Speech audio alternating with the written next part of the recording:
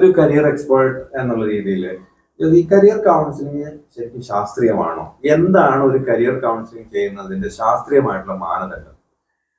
ഇത് career counselling എന്ന പദം നമുക്ക് സുപരിചിതമാണ്.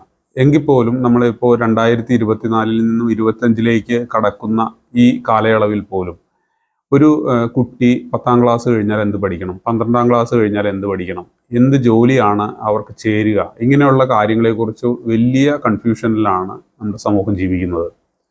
പലപ്പോഴും പലരുടെയും ഉപദേശങ്ങൾ എടുക്കുക, അല്ലെങ്കിൽ എന്തെങ്കിലും കണ്ണടച്ച് പ്രാർത്ഥിച്ചിട്ടൊരു തീരുമാനം എടുക്കുക, ജ്യോത്സ്യന്മാരെ പോലും കാണുന്ന ആളുകളെ നമ്മൾ ഈ സമൂഹത്തിൽ ഈ നൂറ്റാണ്ടിൽ കാണുന്നുണ്ട്.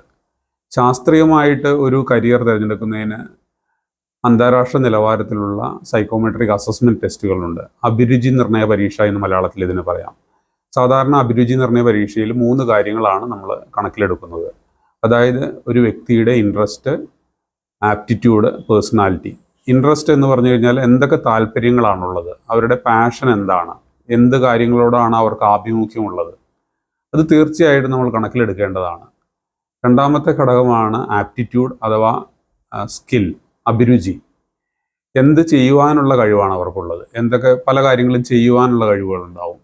താല്പര്യത്തോടൊപ്പം തന്നെ ചെയ്യുവാനുള്ള കഴിവും കൂടി നമ്മൾ തീർച്ചയായിട്ടും കണക്കിലെടുക്കണം. മൂന്നാമത്തെ കാര്യമാണ് പേഴ്സണാലിറ്റി, അതായത് വ്യക്തിത്വം.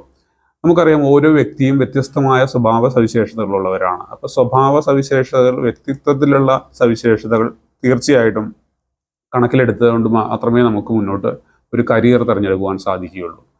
ഇതിൻ്റെ പ്രാധാന്യം ഒന്നുകൂടി ഊന്നി പറയുകയാണെങ്കിൽ, ഒരു വ്യക്തി 25ാമത്തെ വയസ്സിൽ ജോലിക്ക് കയറുകയാണെങ്കിൽ 60 വയസ്സ് വരെയെങ്കിലും നമ്മുടെ സാധാരണ നാട്ടിലെ റിട്ടയർമെൻറ്റ് പ്രായമനുസരിച്ച് വർക്ക് ചെയ്യേണ്ടതുണ്ട്. അതായത് 35 വർഷം കുറഞ്ഞത് ജോലി എടുക്കണം. 35, 40, 50 വർഷം വരെയൊക്കെ ജോലി ചെയ്യുന്ന ആൾക്കാരുണ്ട്.